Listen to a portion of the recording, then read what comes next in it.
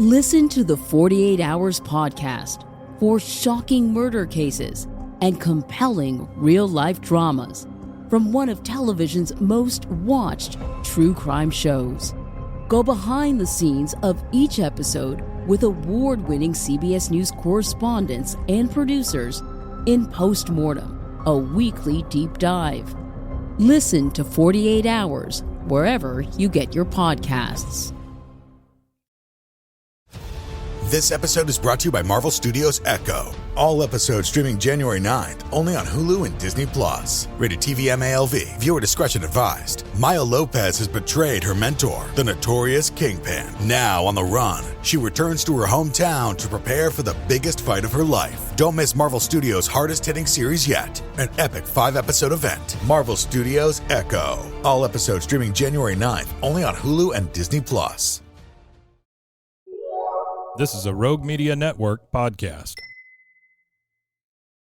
Caroline, you should tell them about the newest thing that Bloody Happy Hour is doing. A Patreon. It's a Patreon. What is that? That means you're basically like a VIP member, and there's 2 different levels that you can, subscribe to, and you get some perks.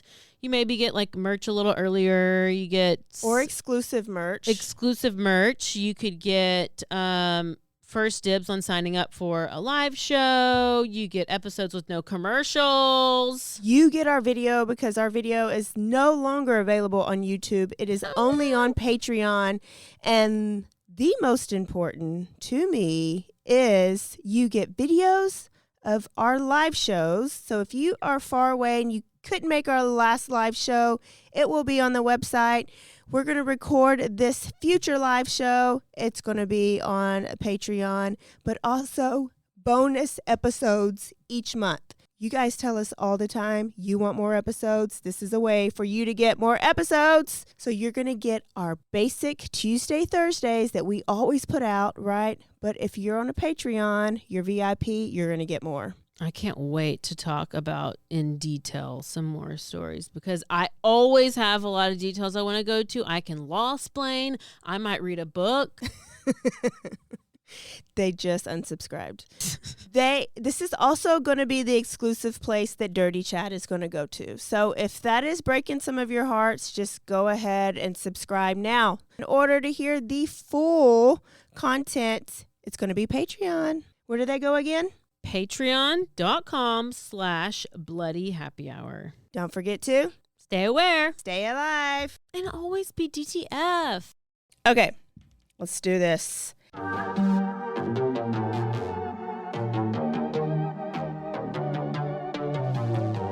Hey y'all, I'm April. And I'm Caroline. And this is your Bloody Happy Hour. Caroline, are you ready for this? This is your newest guilty pleasure. It's the bloodiest part of your week. Did we say something about it also being happy hour? Show did. Because we about to be sipping on some murder. Bloody Happy Hour.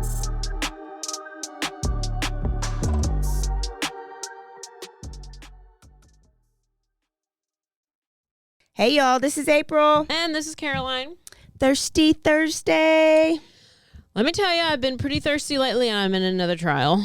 Another trial. There's always a trial. I know. This one is an ex-football player. Oh, yeah. Have you seen that one?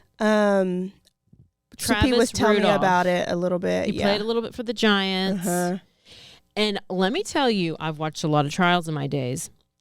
And the people who are like his ex-girlfriend and her siblings and the people who have like the victims, I guess they're not really victims. They are the most condescending, the worst. Rude, just they have the worst court behavior, and they're so disrespectful to the judge and just to everybody. And they're like, this one guy is like, I don't know. I don't really care what the jurors think. And like raspy, and the girl, it is so bad, but it's so good. He's convicted of murder. Like, oh, no. Yeah, for... It pisses me off because it's fucking Florida. Like, you get away with anything in Florida. Stand your ground law. What's the guy's name that shot Trayvon Martin that got off for that same stand your ground law? And he was actually defending his home, like this guy was. Oh, yeah.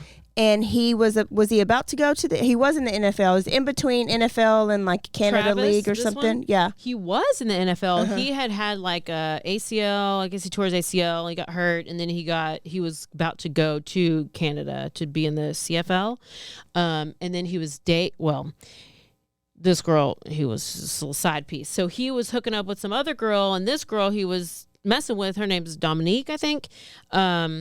She finds out that he's messing with this other girl, and she sees the phone and then like FaceTimes the girl and was like, tell her that you're with me or whatever. And she was this married. girl was married. Yeah. And she said she didn't realize that she thought you could be married, separated, or divorced. She thought that you had those three options.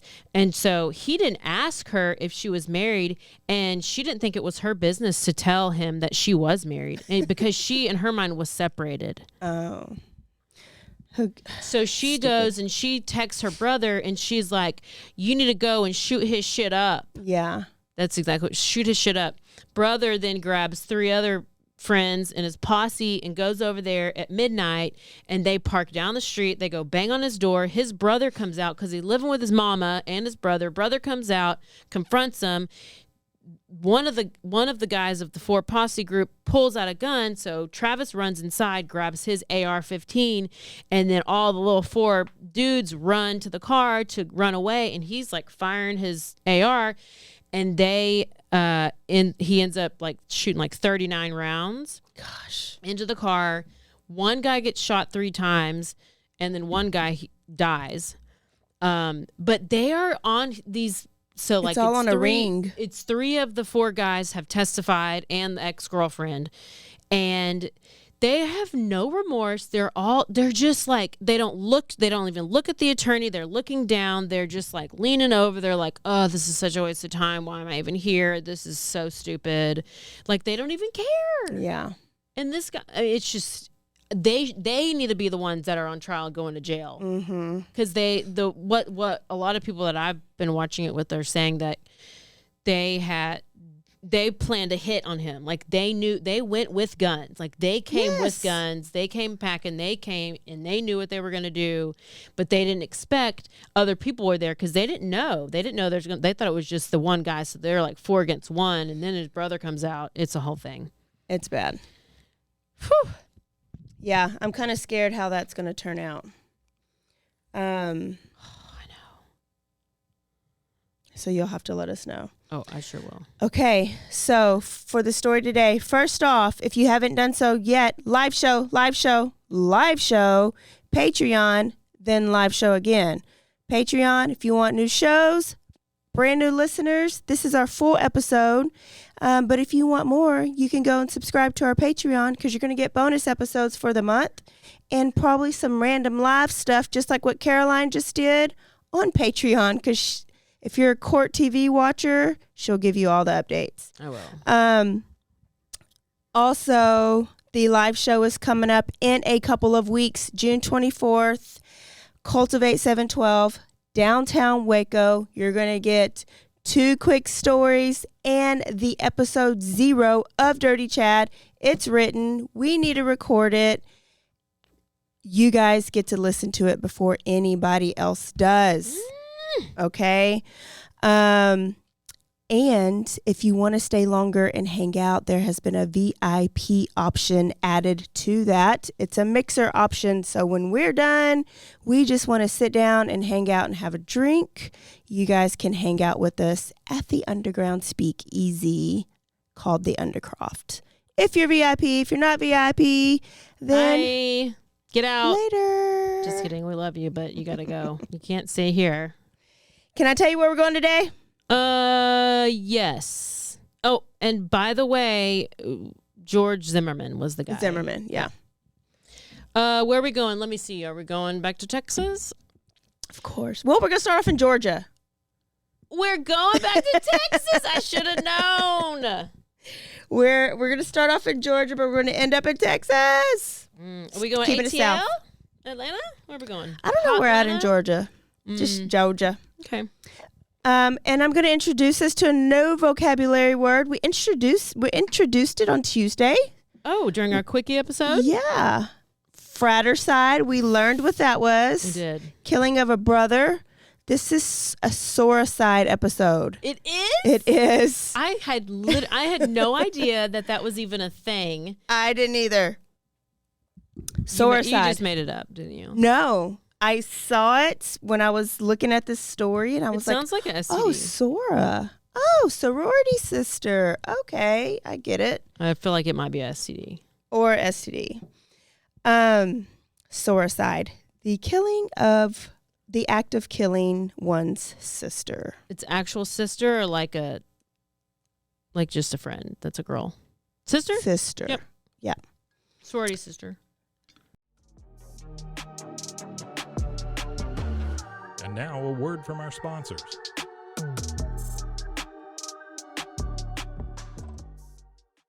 I'm your puzzle pal, and I'm going to tell you about my latest obsession, Wongo puzzles. These things are the real deal, folks. They're high quality, handcrafted, and perfect for anyone who loves a good challenge, but doesn't want to dedicate their entire kitchen table to puzzles for a week. Trust me, I've been there. I might still be there. But I got one of these actually for Christmas. I loved it. I did it, and I was so proud of myself. And they have all these cool designs, and you need to go to wongopuzzles.com and use our discount, BHH. You get 10% off, and I really want to know if you'll order one of these puzzles, what'd you think about it? Because it's so fun, and I need to order like 5.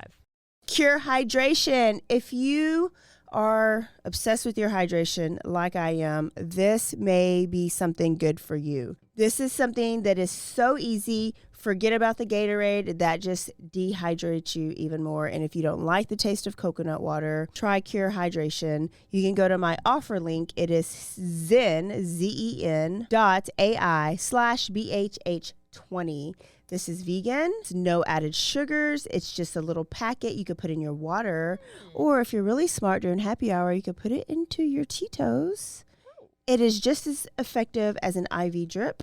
And if you do not like the taste of water, it's not as boring as water, not as sugary as the sports drink. And if you're an athlete, it'll give you the best performance. Or if you just get brain fog or headaches because you do not stay hydrated. Brain frog? Brain fog. The solution is Cure Hydration. So go to that link, enter the code. You can go to my offer link. It is zen.ai/BHH20. Cure Hydration.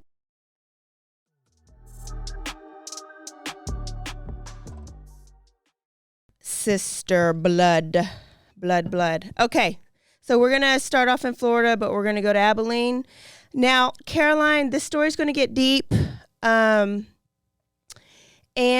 we'll just say trigger, because it is another kid killing. Okay. Here we go. But this one is a kid killing a kid.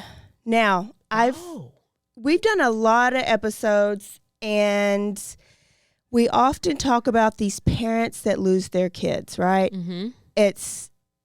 Can't imagine it, but it happens every day. And I especially think about these parents that lose their kids to violent murders. So like Gabby Petito's mom, right? Oh. The Ethan Chapin's mom and all the Moscow, Idaho, Idaho, like how their parents are feeling. Not only did they lose their child, but to horrible violence, right? Yes. But I often wonder about the parents of the murderer too. So like we were just talking about Roberta Laundrie. And people are hating Roberta Laundrie right now, but she is to a mom. And she can't even mourn her kid because her kid is hated because her kid is a murderer. So then I'm thinking about Brian Kohberger's parents right now. Like, think his sister got fired because she's the sister of a murderer. I feel more for the Kohberger parents than for the Laundries. For the Laundries. I mean, she basically They said, haven't written murders. I'll give you a shovel and I'll help bring you. garbage bags and I'll help bury the body. I'm down for whatever, Mama. Okay. So, But yeah, that is hard because you don't want to feel bad for the murder or for the alleged murder. You don't want to feel bad for them, and then you don't like them, and then you just don't like their family automatically. But it's like they didn't have anything to do with anything, and then now they're just scarlet letter on them, you know? Yeah. Type of thing. And I'm really not sure which one's worse. Oh, well, I think it's worse to be the parent of the one who's murdered, because at least if you're the parent of the one who is the murderer, you can still talk to your kid. Yes. I mean, in a way. Yeah, and I thought about that too. But then on the other hand is like Gabby Petito can always make a great Facebook post and share a memory about her kid, a great memory, and people will sympathize it and they'll heart it, and they'll always think of her because she doesn't have her daughter, because her daughter was viciously killed, right? Mm-hmm. And the Roberta Laundrie can never probably have a conversation with anybody about her son because nobody's going to give a shit. So not only you can't talk to your son because he's dead, but you can't talk to anybody about your son because they probably are not going to give a shit because your son committed murder. It doesn't change the fact that Roberta's the same mama, a mama just like Gabby Petito's mama's a mama. So I don't know which one's worse. I don't know. Both of them's hard. But what if you have to deal with being both at the same time? I know. That's like suicide? Your child killed themselves? Nope. Oh, they killed their sibling. Yes. Oh. Yes. That throws a big loop in it. Obviously, you did something wrong. So you did something wrong if your kids are killing. Well, that's like that one kid we talked about with the 12-year-old. I know. Is it automatically that mama's fault because the 12-year-old did that? Well, we don't know something you yet. did was not accurate. It was not the best Something decision. was wrong. We'll know. Something was wrong. So let's meet Charity Bennett. Charity Bennett is a mother of Paris and Ella Bennett. She had 2 beautiful kids, but something goes horribly wrong, and let's talk about it. So Charity grew up in Georgia, and she came from a very well-off, privileged lifestyle, like home life. Mm-hmm. She went to a private school. They lived in big, nice homes on big, nice land, on big, nice ranches. They had nice cars. She had all the animals, horses, livestock. She never wanted for anything. Her parents owned a big worldwide trucking company, and that's how they got their money. But when she was only 6 years old, her mom was arrested for allegedly killing her daddy. Oh, see? Okay, so there's going to be so many red flags that we're going to have to call them out, and we're probably going to have to drink. Yep. So take a drink because there's a red flag. Now, her mom and dad had just remarried. They had been married once before, only for a year, but daddy cheated on her constantly. She left him. They decided to get back together. They remarried. Charity was so happy, but 57. They remarried? Yeah. Oh, God. Each other? Okay. They remarried each other. Okay, mom, dad divorced. There's a and they reason remarried that each you other. divorced. That you divorced. Sweet Pea's mom and dad did that. Oh, no. Are they together still? No. Oh, yeah, there you go. Yeah, never. I just don't think it'll ever work. Sorry to No. bust your bubble, but you just go back and you remember If it the good worked for you, times, but- you guys let us know. Yeah. They were only married for 57 hours. There it is. Yep. And her daddy, Charity's daddy, was gunned down, shot several times in the back of a head by just an unknown random person. Wow. There was no witnesses. Oh, no. Oh, no. But you know who was going to inherit all the money and the life insurance and the trucking company? Wifey of 57 hours. Paperwork was done. Paperwork was done. And so Kyla, which is wife, that was Charity's mom, she was going to get everything. So I smell a motive. Are you sure we're not in Utah? Because Not in Utah. It sounds a little Utah-ish. sounds a little Utah-ish. Now, Kyla went to jail, and she went to trial. And this was a big deal in Georgia because this was a big, rich family. And there was this, alleged murder. She was acquitted because she got up on that stand and she said that her husband was involved with the cartel, that he was running drugs, that he was smuggling drugs and created all this stuff. But what she also created is reasonable doubt. Oh, God. So she was acquitted and she got all the money, got the company, and her plan worked out. The real killer, if it wasn't her, was never caught. So her dad never got justice for his death, or she never got justice for her dad's death. Now, Charity didn't have her dad, but her and her mom, lived on. Her mom later got married 7 more times. 7? 7 in different states. Legit, like 7? 7, yeah. A couple in Georgia, a couple in Texas. And Charity all grew up always feeling like she was second. Clearly. She was not very important, not a priority in her mom's life. And she vowed at an early age that she would never do that to her kids. I mean, what is this lady doing to get married 7? To get 7 guys to I don't marry know. her? I don't even know what she looks like. Maybe she looks obviously has decent. some magical. Maybe it's all the land that she had, and these guys just wanted to be a cowboy, be a rancher. I think they did. I think they wanted to plant their seeds in her ranch. Now, Charity was very, very smart. So smart that she got to skip 10th grade, and she graduated early with honors. But basically the next day, she found a drug called heroin, and she started shooting up. No. Yeah, it's a little red flag. Slightly red. And overnight, she became a full-blown addict. Don't try it, kids. Don't try Never it. try Because you might like anything. it, and then you're going to have scabs on your face and no teeth. She actually said the first time she did it, she knew she was addicted. What does heroin do? I Make don't you know. I don't just give a shit. le- Well, what they say Like is a your zombie? first high feels so good that you're constantly always chasing that Right, same yeah. high, and you never Is that get what it the again. spoon thing? You do a spoon and you light it on, you light the spoon, or I don't know. Yeah, Maybe I don't that's know. I think you crack. could do that to a lot of the drugs, can't you? Because you just light it and then you just How do it with you a even syringe. learn to do all this stuff? You watch the other people around you. How do people learn to roll joints? Yeah. How do you learn how to smoke? I don't know how to smoke and inhale like a cigarette. I don't know if you Practice, Yeah. I guess. I don't know. So now, Charity's mom was a very supportive addict parent because Oh, that's nice. she kicked her out of the house immediately. But she did give her $100, and she says, you take this $100 and you can do one of 2 things. You can use it and you can go find you some help, $100, or you can use it to go find a place to go overdose. It was very good. Very good.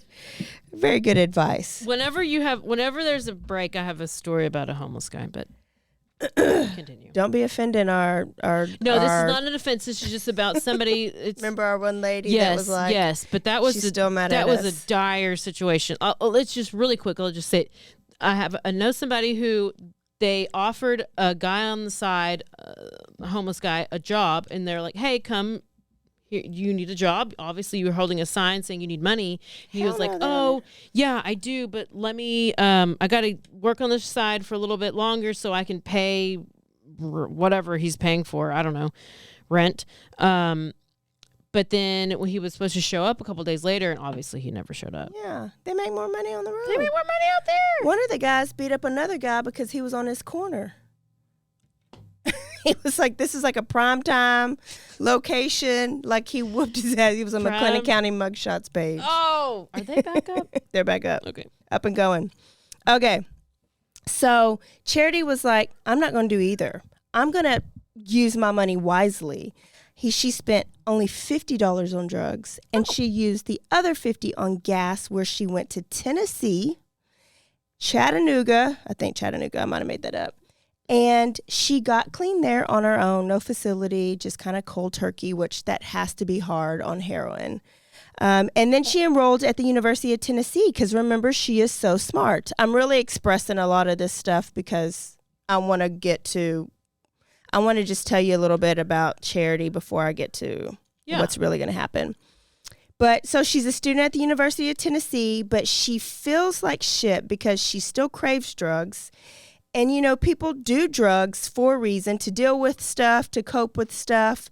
And if the drugs go away, you still are sad, or you still don't know how to cope unless you figure that up, right? So she was like, the pain was still there, but the drugs weren't there to help me deal with that pain. So she kind of felt worse. So she gave herself a deadline. She was like, if I don't feel better in 3 months, I'm going to buy a bunch of drugs and kill myself by overdose. Like, she basically had it marked on the calendar, like 3 months, right? So 2 months later, she found out she was pregnant instead. So this changed everything. Baby changes everything. She was pregnant with a little boy. He saved her life, basically. And remember, when she was young, she was so devoted. She said that she would always devote her life to her kids. She wasn't going to do like her mom did and make her kids feel like shit. So she devoted her life to Little Paris, is what she named him. Little Paris? Paris. Oh, not Little Paris. Not Little Paris. So the daddy, Paris's daddy, was around for a little bit, like the first year and a half, but he kind of went a little crazy and was officially diagnosed with paranoid schizophrenia. Ever heard of it? Hell. Yeah.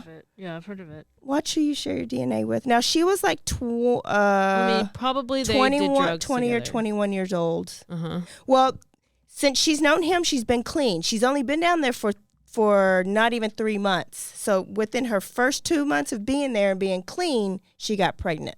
So they've only known each other for 2 months. So she has not been, because I wondered, I had to dig to see if he was a drug baby, if Paris was going to be a drug baby. But this is when she was clean, allegedly from the story. Right.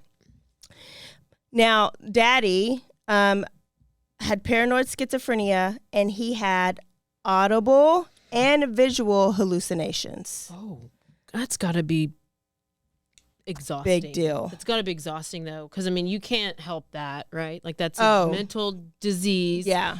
That has to be so exhausting. He eventually left. Like, he was no longer a part of their life. It was too much for them to deal with, and he had to get his own. So Paris never had a dad. Yeah. So now it's her and just Paris for some years, and these were good years. She eventually met another guy named Jonathan, and she got pregnant by Jonathan. But Paris was not happy about this. Oh. Paris actually threw a full-blown fit, banged his head on the ground, on the wall, threw all the glass in the house, and said that he did not want to share his mom with another kid. Okay, is that a red flag? schizophrenia hereditary? I think it is. Because sounds like it is. Yeah.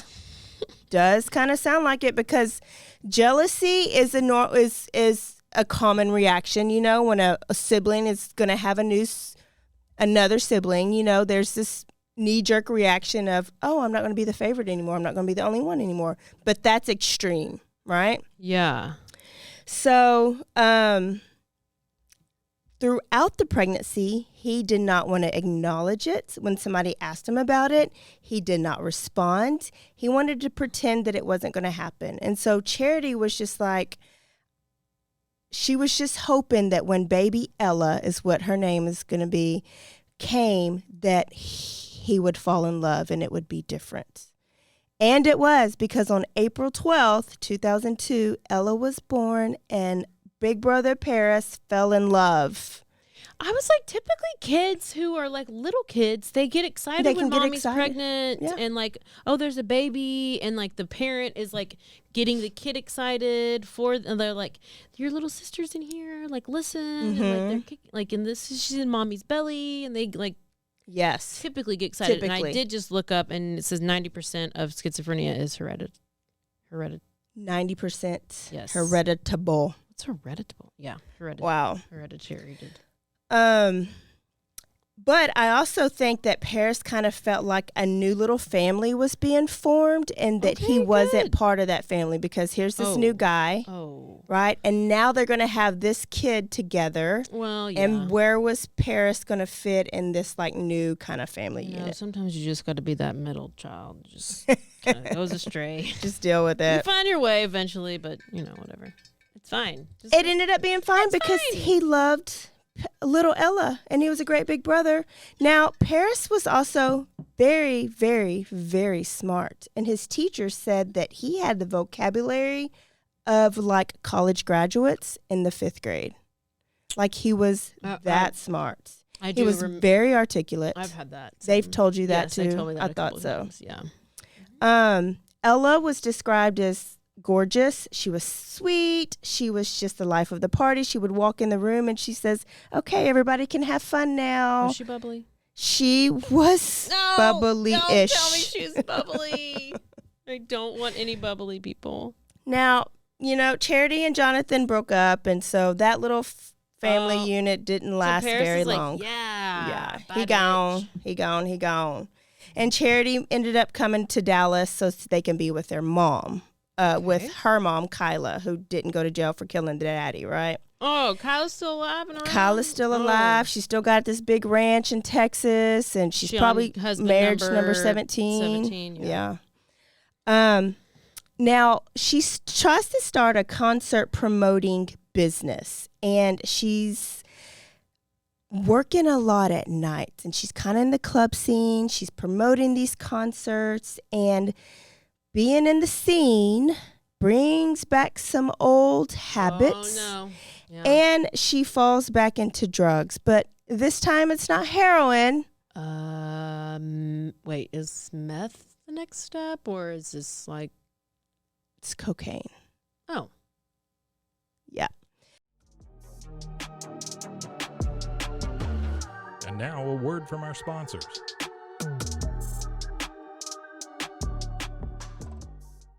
All right, if you love smoothies or if you love your protein in the morning, you need to get you a Blend Jet. You can do that if you go into blendjet.com. If you enter the code BHH12, you get a discount. And let me tell you, these things are portable. They are easy to use. They can fit in your cup holder. You can have it at home or you can have it in your office like I do. Right this morning, I had my blueberry banana one. How was With it? some chia seed. Wasn't chunky or anything? It was very smooth. When I have it in my shaker, it is a little chunky. So this is a great alternative. I love it. It is battery powered, so all you have to do is plug it in every 2 weeks, and the battery never runs down. Oh my gosh. I love battery powered things. Go to BlendJets and order you a BlendJet and get a discount. Thanks, April, for sharing. Did you know you could be putting oil and chemicals in your coffee? I love coffee creamer, but I don't think I've ever turned the bottle around to actually see what's inside. When I did, I found out many of my favorite creamers contain ingredients I would never intentionally add to my coffee cup, like canola oil, dipotassium phosphate, ew, and artificial flavors. Laird Superfood all started when big wave surfer Laird Hamilton needed morning fuel that could allow him to spend the entire day chasing the ultimate wave. He couldn't find anything in the market that met his ingredient standards, so made himself the ultimate plant-based creamer. Laird Superfood started and launched its first product, Original Superfood Creamer, in 2015. Laird Superfoods contain no artificial flavors, colors, or additives, and no sugars from highly refined corn syrup. All Laird products are sustainably sourced and thoroughly tested to ensure that you're incorporating the cleanest, finest fuel into into your routine. All Laird products are also made of all-natural whole food ingredients, and they are crafted from the highest quality all-natural real food ingredients. Are you ready to feel more energized, focused, and supported? Go to lairdsuperfood.com and add nourishing plant-based foods to fuel you from sunrise to sunset. Use our promo code BOO at checkout to save 15% off your purchase today.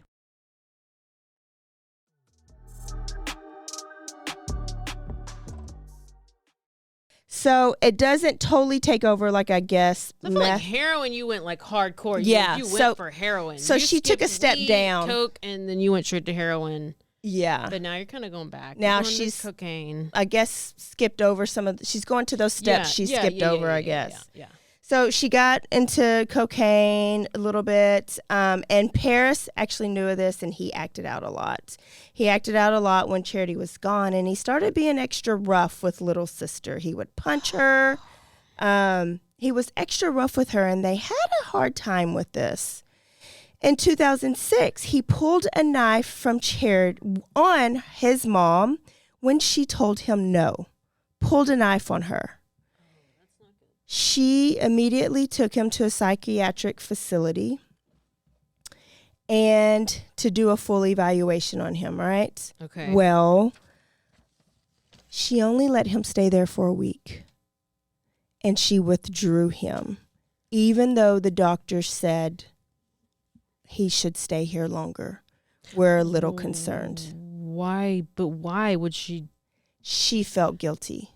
So she felt like she abandoned him. And she just says, we're just going to go get a new start. So they went to Abilene, Texas to start off new. Now, who's all going to Abilene? Charity, Paris, and little sister Ella. Okay, so now Mama Kyla? Oh, Kyla. Yeah. Yep. Okay, I'm writing down the names. So Kyla is Charity's mama. She's staying in Yep. Texas. So just Charity and her 2 kids. They're going to Abilene, and they're going to just start a fresh new start. She's going to not do cocaine anymore. She's just going to get a job and just try to live a normal life. And they do for a little bit, for about 3 months. But on February 5th, 2007, it's Super Bowl Sunday. She's at work at Buffalo Wild Wings in Abilene, Texas. I've been there. The police come in to her job, and they pull her to the side, and they tell her, Ella, your daughter is hurt. Who is watching these babies? There's a babysitter. Okay, well, they do have babysitters. Yeah. Ella, your daughter is hurt. Now, in 2007, Paris is 13, and Ella is 4 years old. Okay. Okay. She panics and she says, well, come on, let's go. Take me to her. And they says, well, we can't. You can't go to the house right now. It's a crime scene. She's dead. And so she's panicked. She's numb. And she says, well, where's my son? Take me to my son. Paris, where is he? The next thing they say is, we can't, because he is currently in custody. Oh. He killed Ella. Oh, no. She said after that, nothing else made sense. No, nothing at all. She's definitely going straight to, like, I don't know what's worse than heroin, but she's doing meth mixed with heroin. Abilene 911. Hello? Abilene 911, go ahead. I actually killed somebody. You think you killed somebody? No, I know I did. My sister. Okay, where's your sister now? She's in the bed. Is she breathing? No, I looked. I feel so messed up. Okay, calm down, okay? I want you to stay on the phone with me, okay? Mm-hmm. Now, what's your sister's name? Her name is Ella Bennett. How old is Ella? 4. She's 4 years old? How old are you? 13. Is she bleeding anywhere? Yes, she's bleeding all over the bed. Because I stabbed her. What did you stab her with? A knife. Okay, where'd you stab her? Lots of places. Okay, Paris, where's the knife? It's on the bed with her. I didn't mean to. I know, Paris. Okay, I want you to stay calm for me, okay? Okay, listen to me. Paris? Paris? You go. Okay. Let me just say that sounded like the Alec Murdoch 911 operator, and I think that was a really good operator. Yeah, a lot of She times was they're ridiculous. Yes, she was really good. She was calm and she asked good questions, and they were all clear. I don't. In a second, they're about to. Okay, so it kind of goes. More. It goes on. There is more. So it goes on. Here's the second part of the 911 call. And I was hallucinating. You were hallucinating? I woke up and I was hallucinating. You were hallucinating? Yes, and I thought my sister was a demon and I killed her. I want you to start CPR, okay? What I want you to do is take her off the bed. No, I know for a fact that she's dead because Do you want to go ahead and try? It might still help, okay? No, I don't think it'll help because... Come on, Paris, work with me.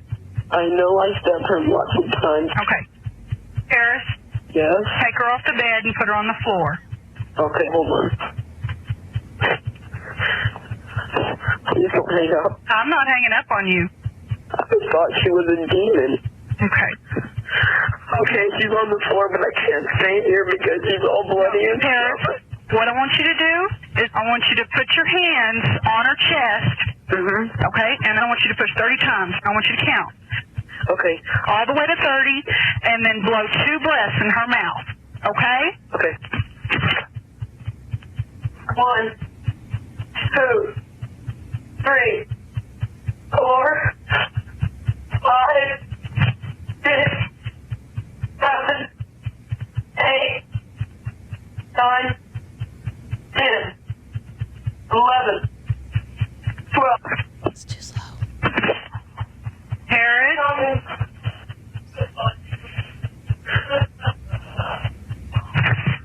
We put it down. You know, Okay. So that was the end of the call. Paris, so the police are questioning Paris. What are you thinking right now? I'm thinking he went too slow on the chest compressions. Obviously, she was. I don't know if it's protocol that you make them because they always make them do CPR.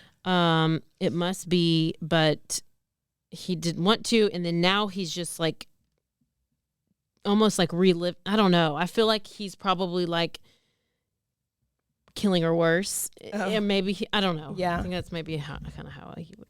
I guess you have to, because what if there is like that little bitty time in between? It's like people can be revived if you can massage their heart, right? Like my brother died and they brought him back, right? Like his heart stopped, they brought him back. It took 20 minutes. He ultimately died. And so maybe you just have to. Right. That is a lot to ask of a 13-year-old kid, and he just described blood. He said, there's blood everywhere. I stabbed her lots of times in lots of places. Okay. He tells the police that he woke up hallucinating that his sister was a pumpkin head demon and was cackling at him. Oh, no. That does sound real bad. I know. I probably would stab him too. Jack Skellington. Like, what? That's fine. There's a movie. I would welcome them. What was Pumpkinhead. he on? Did he find the heroin? He did not find the heroin. Oh, wait. I forgot. He's schizophrenic. His dad is schizophrenic. Okay, so they took Charity to the house because she kept asking, I need to go to the house. I need to see my daughter. So they were able to they put Ella in the body bag, and they were able to unzip the body bag, just her head, just so she can see her daughter. And she, of course, screamed and bawled. And the Abilene, one of the sheriffs said that she just was yelling, I'm sorry, I wasn't there to protect you, I'm so sorry. Now, this is a mom, and all she knows is that her son hallucinated and killed her daughter. After she saw Ella, she wanted to go see her son. Where's Paris? I need to go see her. That's her firstborn son, right? I need to go see you what's wanna, wrong. Console the kid. What happened? And then, geez. So she goes up to the juvenile detention center, and she runs up to him and she hugs him and she squeezes him. And any mother would, right? Like one kid is dead. You have another kid in front of you. You just want to hold the kid that you have left. Yeah. But he didn't hold her back. Oh. He didn't put her arms around her. He didn't even look at her. She said he seemed different. This was a different kid. She visited him in juvenile a couple times over the next week, and he just didn't seem like her kid, but he had just killed somebody. So hopefully he wouldn't seem normal.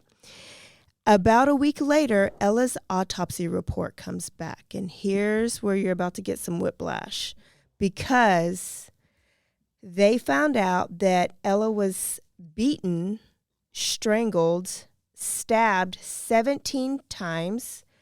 When the police got there, her body was face down on the floor. How do you administer CPR? Chest compressions backwards. Mm-hmm. See, that's what I was saying. Like, it looks like he was like maybe started it and then kind of got back into like harming her worse. Started what? I don't know. I feel like whenever she's telling him to do CPR and then he's doing it and then he's seeing these visions of like her being bloody and killed and maybe just wants to make her like mutilate her worse. Uh-huh. I don't know. Maybe he flipped her. I don't know. Like and did more to her? Yeah. Oh, okay. I don't know. So dark. It is dark. It's so dark. But that's not all they found. They also found semen on Ella's body. How do you even do that? And she had defensive wounds because she fought back.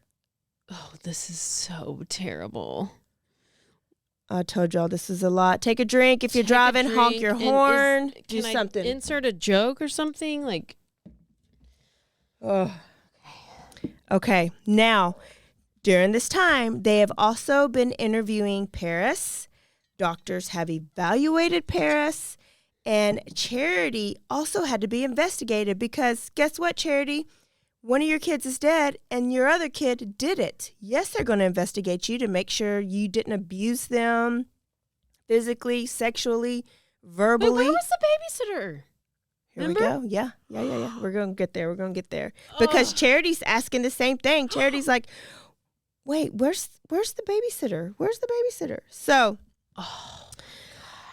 they had found out. I'm in the FBI. Right? Police found out that a babysitter was supposed to be there that night. But where was the babysitter, Caroline? Perfect timing. If the babysitter was like my old babysitter out in the car with her boyfriend. So they found out that a 20-year-old Hardin-Simmons University student, so it's a college down there in Abilene, go Cowboys, was babysitting them that night. She took them to eat Chinese food. They came home and they watched Alice in Wonderland. She put Ella to sleep in the bed. And Paris went to his room because he had homework due the next morning. He was working on his homework, right? Mm-hmm. Well, about 10 p.m. that night, Paris came in and told the babysitter that he had just talked to his mom, and she said that she's going to be on her way home and that she can go ahead and go, that they're fine. He convinced evil kid. I don't feel bad for him anymore. Okay. That he convinced the babysitter to go home, and she was like, okay, deuces. And so she left. Now, are you switching? Do you still think he's schizo? Oh, no.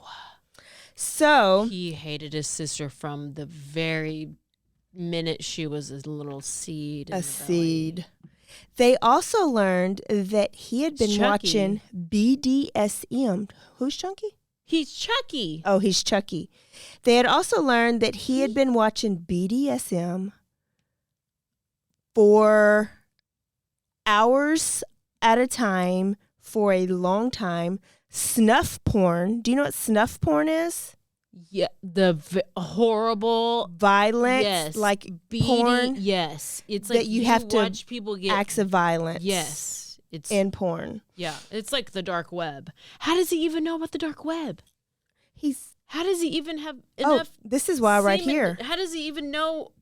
He has an IQ of 142. That was Jeffrey Dahmer's. Oh, that is Casey just drove off the road. Casey did just drive off the road. She's gonna go look at him and be like, "There's no way." Doctors also told her that he was a sociopath. They used sociopath and psychopath interchangeably, and when the doctors were referring to him throughout, my research. He was both. But I don't know the difference, and so maybe I should have looked that up. I do know the difference because Dirty Chat is a sociopath. Okay. But not necessarily a psychopath.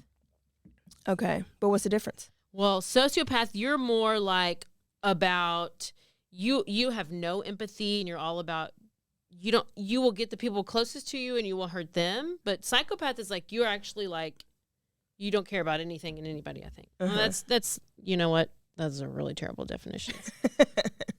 But they also said that he had pathological narcissistic traits with an IQ of 142.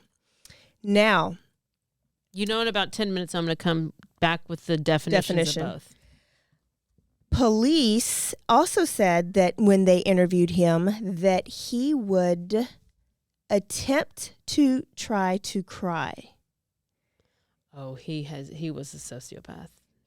But there were no tears. He made noises like he was crying. He would wrinkle up his face. You have no feelings. But he had you can't feel. He faked emotion throughout the interview, and they had notes in their reports that they did.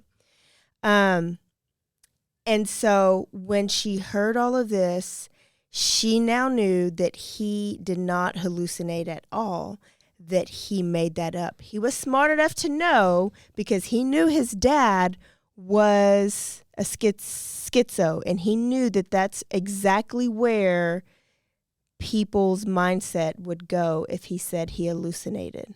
What? So he knew what he was, but he knew if he said hallucinations that they would just think he was schizophrenic. So she went to go visit him in juvenile after she found all this out. And it's about like a week and a half after the murder. She went in there and she says, "You're a liar. You did this on purpose. You did not hallucinate. They're calling you a sociopath." And she said the minute she said that, his eyes went black. Do you remember who else? I do. I actually have seen eyes go black before in my real life. Ted Bundy's eyes used to go black. I've experienced seen it, and it was quite. It was very interesting. It was. You can't. I don't know. Yeah, I did. That's how people describe it. Listen to the Patreon because I will tell you about it because it was so weird. It was like it was literally a different person entity. So what they describe it as, they take off their mask.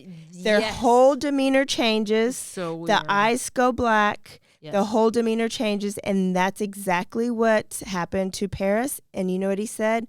About fucking time. You're all dumbasses. Nobody knew the real me. You're all so fucking stupid. Yes. A 13-year-old kid is telling his mama, like, basically, I fooled you guys for 13 years. Sociopath. Lack of remorse, but guilt and empathy may be present in some cases. Some emotions are felt, rage.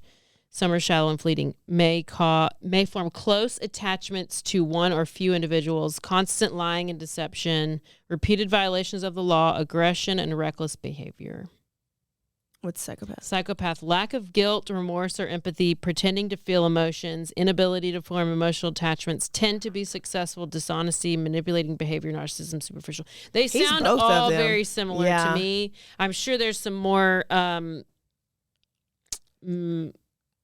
like definitions that the psychologist can. Wow. I think it's just kind of. I think a lot of it comes from, past, like who you're around.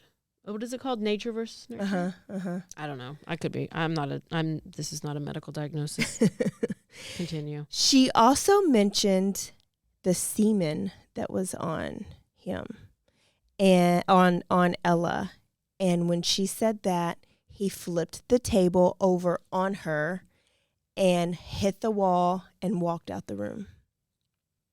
He refused to talk to her. Like, she tried to go back and continue to visit him. He refused. He would tell the guards, no, no, no. Now, what they found out. Because it's like once they get caught in their lies, then they can like flip cut. They're like, they can cut you off so easily. And they can just be like, you never existed. You're dead to me. Yeah. They were always, you're always dead to them, or like you never really meant anything, but you were serving a purpose. Yes. And so now that he didn't have to wear this mask anymore, he didn't really need her. Like, he knew what she was. She knew what he was. That's now, a great way to explain it. Okay, so he walked out. They also let her read the doctor's notes from when she admitted him into the psychiatric hospital. Remember I said he pulled a knife on her when they were living with Kyla, the grandma? And she put him into the psychiatric hospital, and she only let him stay a week. Well, the doctors told her no, because he's not ready. The note said that he was actually obsessed with killing and had homicidal and suicidal ideation. But they did tell her that she should be careful with him. So they warned her. See, I think that's she took him home anyways. She took him home anyways. 3 months later, he killed Ella. So had she kept him in the hospital, maybe her daughter would be dead. Maybe. I don't know. Now, Paris eventually admitted that he had been wanting to kill for a while. He said that he initially planned to kill his mom, but realized that the ultimate punishment would not be to kill her, but to give her a lifetime of punishment. And no better way to do that than to kill her kid and have her other kid in jail for killing her kid. Why did he hate her? He had hate. That is ultimate. Like, that's calculated. That was well thought out. That is ultimate hate. If he would have just killed her, he said that would have just been like 15 minutes of misery. Okay, but on the 911 call, it did sound like he was crying. I mean, it did. I know. So did the girl you just talked about, the 12-year-old. Oh, my God. That's why I said it's she's so a sociopath. And you said, poor thing, it's so heartbreaking. And I was like, nope, she's a sociopath. Because I just done this story. A psychopath. Oh, gosh. That's why I think I'm still alive, is because I just was with a sociopath, not a psychopath. Not a psychopath. Now, the investigation, of course, has to start, and then there has to be a trial, because you got people that want Paris, like, in jail for life, and then you got people that think Paris is sick and that he needs to be in a mental institution. And so she's literally in the middle, and so she describes how she literally goes to go meet with the defense attorney. She leaves there and goes to meet with the prosecutors because they're both representing her kids. That's so true. In the courtroom, she's torn. Why is there even a trial? Why is there even anything? Obviously, I mean, I don't know. Okay. In the courtroom, she was torn on which side to sit on. Oh, really? Yes. So torn, because you got Ella that was killed, but she's not there. But you do have one kid left who hates you and planned your demise from day zero. But in her mind, he's a 13-year-old. Like, could he be helped? She doesn't really know about, like, what a sociopath is or anything yet. She's thinking, just go straight to the meth. Skip over everything and just go back to heroin. Just go straight back to drugs. So no. The judge puts a chair in the middle of the aisle for her so she can sit in the middle so that she does not have to feel like she just chooses a side. Even though he does not give a shit. No. He has no feelings at all. Zero. He was eventually sentenced to 40 years in prison, but will be eligible for parole after 20. You know when that is? In 2027. No! This happened in 2007. Because it happened when he was 13. You know how many child killers? We're about to all go down in like 7 years, 5 years. What's his name? Paris. What's his last name? Bennett. Bennett. Paris Bennett. He was transferred to an adult facility when he turned 18. Now, while he was in all these facilities, she requested and paid for so many evaluations because she wanted to know about him, about his mind, about like why. And one psychiatrist finally pulled her to the side and said, quit wasting your money on these evaluations and save it for when he gets out. And when he does, you need to move away, change your identity, and never contact him again because when he gets out, he will kill you. I believe it. You know what she does? Goes to visit him every month. Well, I hope she got her funeral But arrangements. that's what I tell you is like, that's a mother's love. Like, so is this what Roberta Laundrie was doing? Is she just being a mom? Was this on the show with Piers Morgan? Yes. Yeah, I was about to tell you about that. I did. I think I did. Okay, what? This is him when he was little. Look how cute and normal he looked. Oh. But right now, that's what I'm about to get to. She does not listen to him because she still goes and visits him. They write letters all the time. Does he act like he likes her? Oh, he needs her now. Oh, shit. Because he wants to get out. So, she moves to San Antonio for a little while, but she does not give him an address. I don't know if he sends it to a P.O. box or how it happens. She eventually moves to Georgia, and doctors and prison staff have come forward saying that he has tried to manipulate staff to try to find out what her current address is. He wants to know where she's living. Why do you think? Mm-hmm. He's trying to go up and just stabby. He wants to kill her. He's being held in Giddings, Texas. I think it's called the Henderson Unit or something. Now, she does say that she almost gave up on him twice. One is when he tried to emancipate himself from her. So when he was in a juvenile facility. But in her mind, she was like, he's a little kid. He'll just grow and he'll mature and he'll one day feel sorry for this. He doesn't know what he's doing, right? Another time she almost walked out on him. She said it's because she read a letter that he wrote to one of his therapists about what he did to Ella. And he described stabbing her in detail. He said stabbing her was like stabbing a marshmallow. It went in so easy. And when he pulled it out very, very, very slow. A marshmallow? Yeah. It's sticky. Well, he was just saying like how soft her skin was. Like he didn't have to exert any force like when he was stabbing her. Like he did it so soft. And he said that he hated her and he was pissed at her. He wanted to punish his mom because she relapsed on drugs. He also said that he knows that he could have talked to a therapist, told a friend, or whatever, but he chose to do the most morbid thing and punish his mom. Okay. After reading that letter, she went to go visit him, and she broke down. Another little girl that was about Ella's age that looked like Ella was visiting her brother in jail. Oh, shit. People take their kids to jail. Clearly. And she started to cry, and she was like, why didn't you just kill me? Why didn't you just kill me?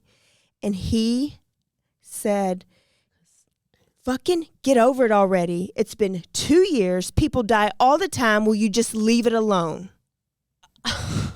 She said that she saw, because he will turn on and turn off his remorse. Like he would try to pull some feelings out and try to act like he's sorry. But then he'll turn it off. And one day he described that there's drawers in his brain, right? Everybody has a different drawer, quote unquote. And that the Ella drawer, if he opens that up, he has no emotion and no feeling about her or what he did or death. Like it brings about no feeling. It's like looking at this table. Like I have no feeling about this table. He has no feeling about Ella and what he did. That's not a good sign. But she didn't stop visiting him. No, she didn't. You know what? What's your address, Charity? Let's just go ahead and send it to him and post it on Facebook and everything. She said that, well, he said that he wanted to give her a lifetime of misery, and that's what she did.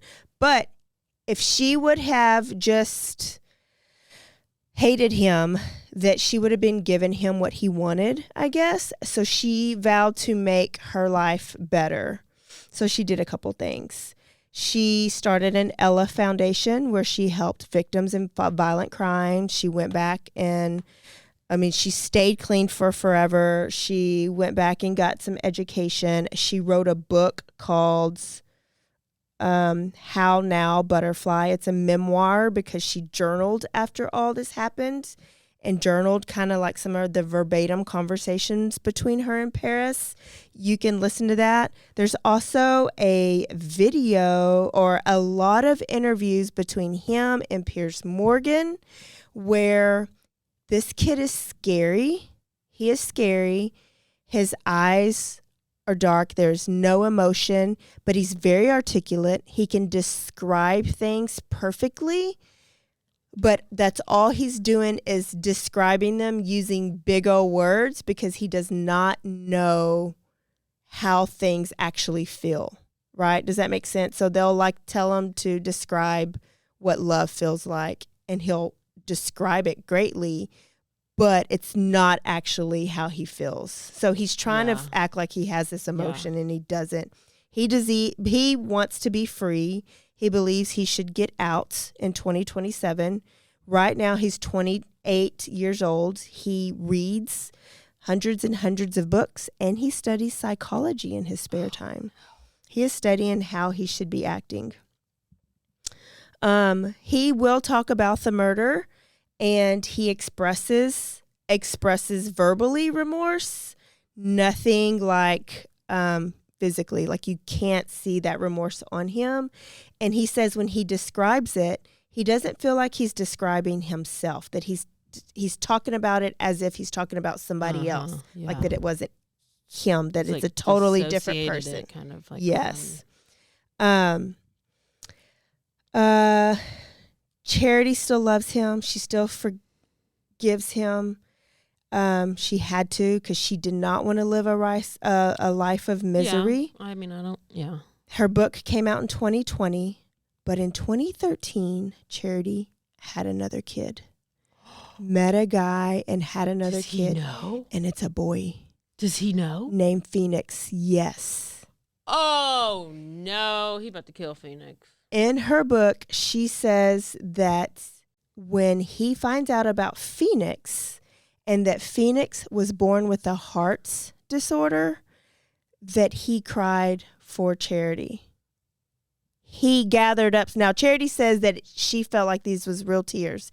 He later says that he cried because she's gone through so much. She's lost him, Paris. She's lost Ella. And now there's a chance that she could lose her third kid because Phoenix has this, heart issue. Yeah. I had to look at her Facebook page because she's still up and she's going.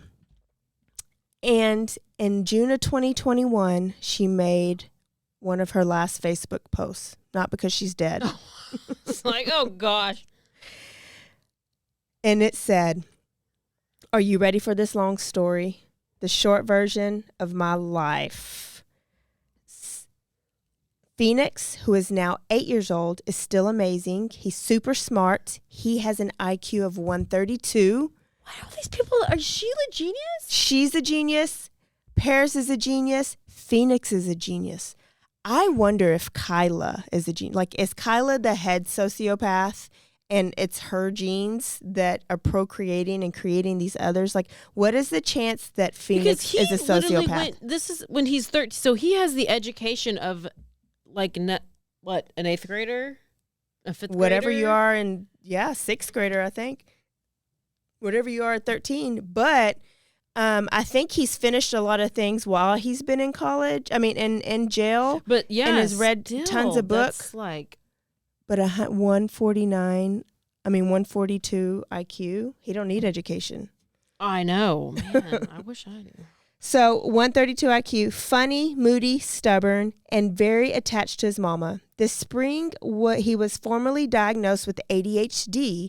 I did read that sociopathy traits can look like ADHD traits when you're young.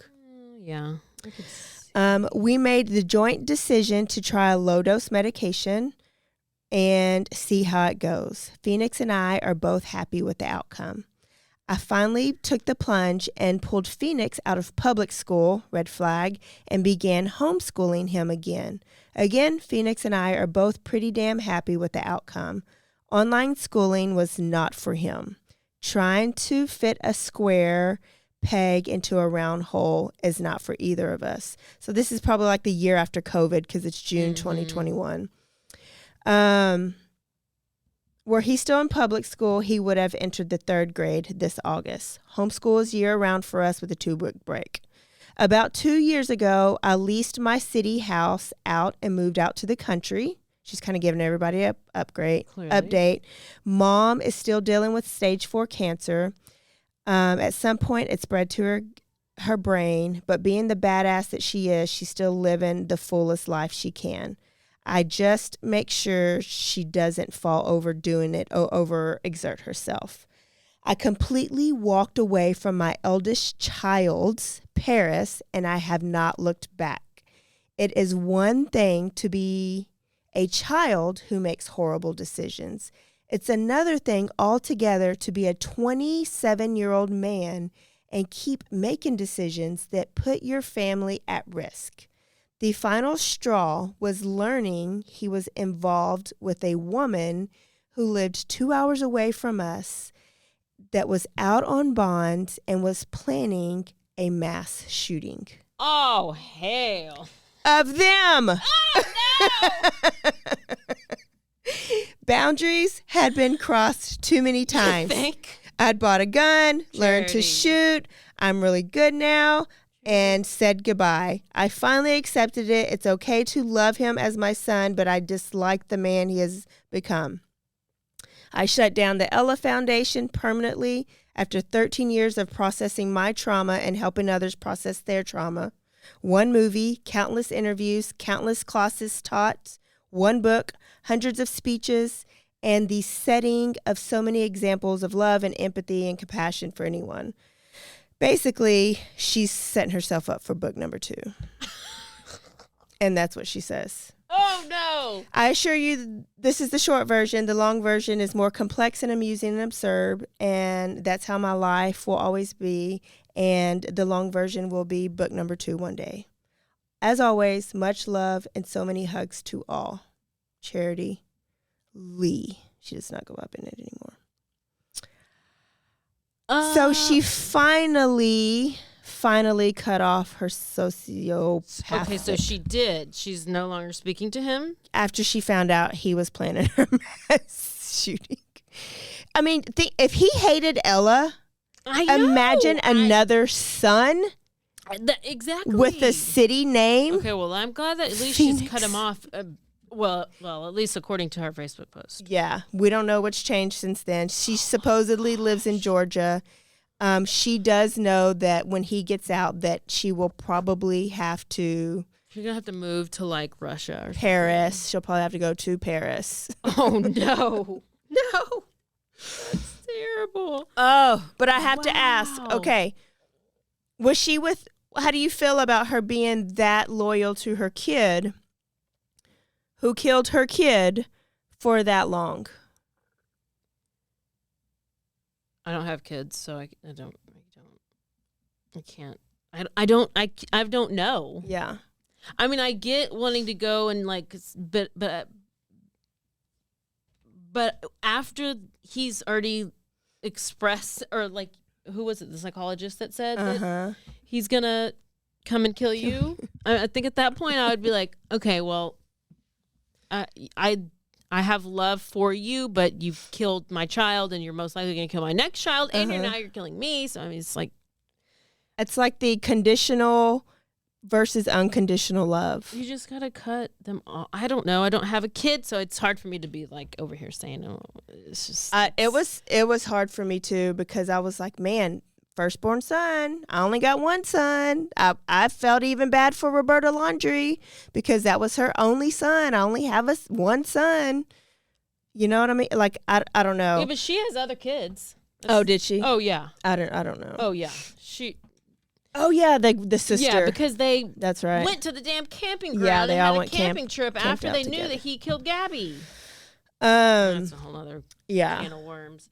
But I think she hopefully is going to cut him off, because he does not need to get out of jail, first of all. Because I hope that it's too clearly yes. Yeah. Y'all go watch Piers Morgan's. They did all these interviews with him. And then there's a panel of psychologists kind of watching him, and they're kind of breaking down a little bit of his behavior. Oh. It's totally clear. It's totally evident. But there are some parts where he can seem convincing. And so it just depends on the panel that he's studying the review psychology. And he's brilliant. I hate everything about it, and I wish I was just that smart. That's why I hate it. What would you guys do? Conditional or unconditional? Would you still visit him? Oh, I don't know.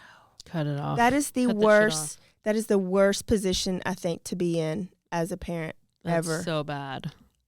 Ever. And he raped her. Like, that was He performed a snuff film on his 4-year-old sister. Why? I have so many more questions, but I'm not gonna go watch it because I have too many questions. Like, how did he even find out? Like, what? How? Well, then again, she's gone and working, and your phones and all this stuff.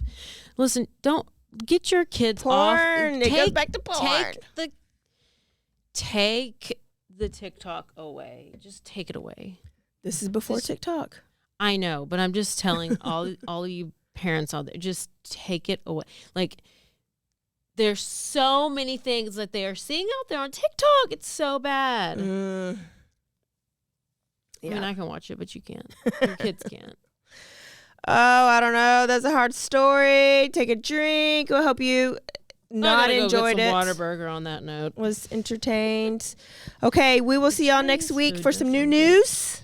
New news. And a whole new story.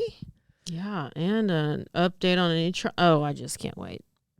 Trials update.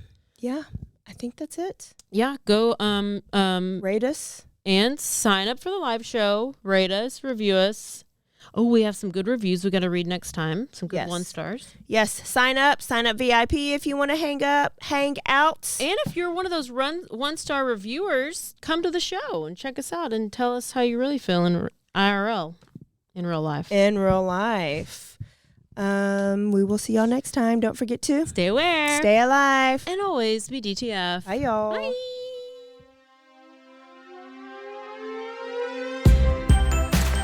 Everybody has a story worth telling. I'm Corey Duncan. On Best Story Ever, I take guests that you know through their most unique and captivating stories. The best part? I hear the story for the first time when you do. Everyone has a story. What's yours? Find Best Story Ever on Apple Podcasts, Spotify, and anywhere you listen to podcasts.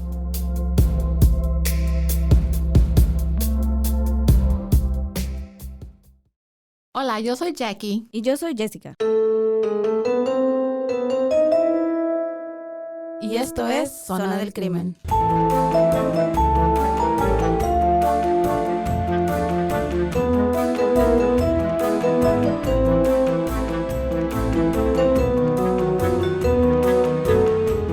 podcast donde hablaremos sobre casos de crímenes reales y eventos impactantes que han quedado marcados a través del tiempo. Recuerden que nos pueden seguir en Facebook, Instagram o donde escuches tus podcasts favoritos.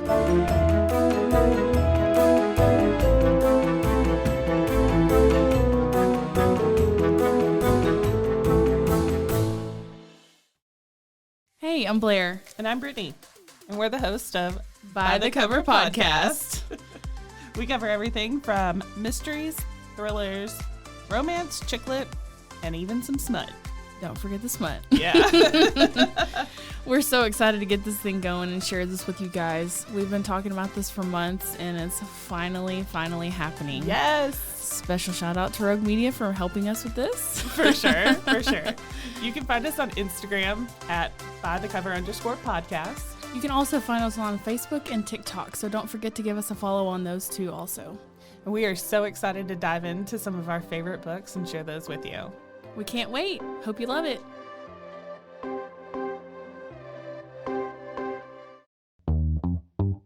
Hi, and welcome to Bustles and Bangers with your hostess, Rachel and Christopher. I love it when you say my name.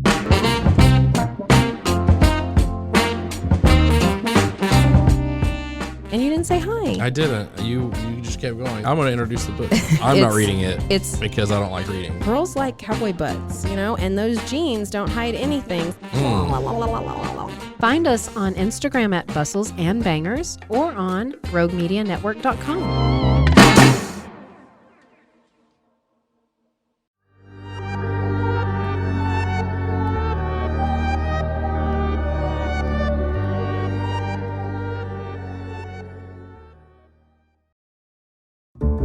This has been a Rogue Media Network production.